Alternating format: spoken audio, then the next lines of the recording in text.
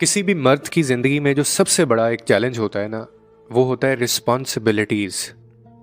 यानी उसकी ज़िंदगी में जो जिम्मेदारियां होती हैं, आप इस चीज़ को माने, आपको मानना पड़ेगा कि औरत से ज़्यादा मर्द की ज़िंदगी में रिस्पॉन्सिबिलिटीज़ होती हैं जो उसको निभानी होती हैं। मर्द जो होता है ना, वो अंदर से बहुत तन्हा होता है, और मर्द की तन्हाई को समझना हर औरत के बस की बात नहीं होती।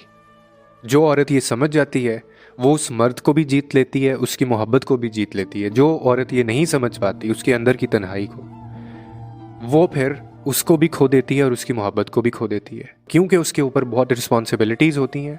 इसलिए वो अक्सर आपको मसरूफ़ नज़र आएगा।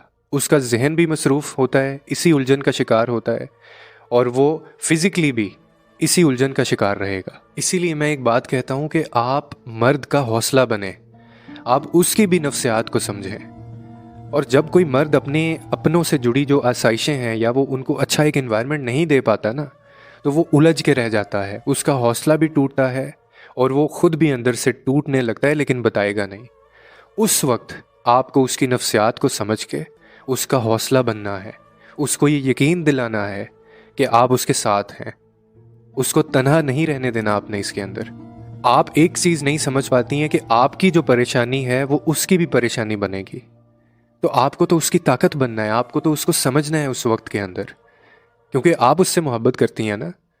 तो अगर आप भी ये दावा करती हैं आप उससे मोहब्बत करते हैं, तो फिर मोहब्बत करने वाला जो होता है, वो तो अगले बंदे को सहारा उसका बनता है, उसकी ताकत बनता है, उसकी आवाज़ बनता है।